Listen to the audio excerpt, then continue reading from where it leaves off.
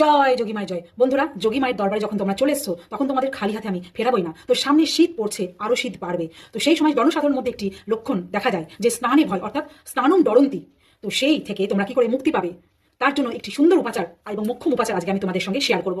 তো শুরুটা করতে হবে আমাদের বাড়ি থেকে, বাড়ি না হোক পাশে বাড়ি, পাশে বাড়ি না হোক তার পাশে বাড়ি, পৃথিবীর যে কোনো প্রান্তে, নদী নালা, অফিস আদালত, স্কুল কলেজে তুমি যে ব্যক্তিকে জানবে বা দেখবে যে স্নানাগার থেকে, অর্থাৎ স্নানাগার থেকে পূর্ণ স্নানম করিয়া বাহারম, অর্থাৎ স্নান ঘর থেকে, বাথরুম থেকে পূর্ণ স্নান করে বাইরে বেরিয়েছে, সেই ব্যক্তিকে তুমি স্পর্শ করবে। তুমি সেই স্পর্শ দ্বারা তোমার পূর্ণতা স্নানম লাভ হইবে, অর্থাৎ সেই ব্যক্তিকে স্পর্শ করলে তোমার পূর্ণ স্নান হয়ে যাবে। এটা শাস্ত্রে ধরা হয়েছে এবং এটি অতি পূর্ণ পাওয়া যায়। কারণ তোমার এই দিনের পর দিন স্পর্শ স্নানমের দ্বারা তোমার আশেপাশের লোকেরা তোমার শরীরের দুর্গন্ধে তারা পরলোক গমন করবে। তার ফলে তুমি অনেক আশীর্বাদ পাবে তাদেরকে স্বর্গলোককে গমন করানোর জন্য।